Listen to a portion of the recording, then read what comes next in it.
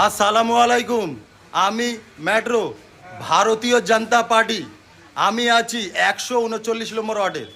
ববিতা দিদি এই ওয়ার্ডের সভাপতি। ইনি ফোন করেছিল, আমি ইনকোয়ারিতে এসেছি। এনাদের সমস্যা ড্রেন জাম, বর্ষাকালে এই রাস্তায় জল জমে যায়, এনাদের যেতে আসতে কষ্ট হয়। আরেকটা এনাদের সমস্যা আছে, এখানে ডাস্টবিন নেই, তো এনারা নোংরা কোথায় ফেলবে? তো ববিতা দিদি এই ওয়ার্ডের সভাপতি, উনি ইনশাল্লাহ কাজ করে দেবে।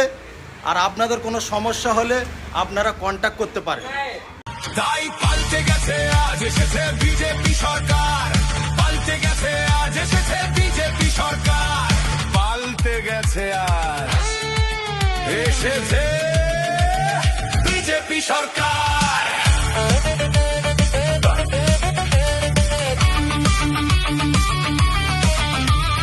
নতুন চাকরি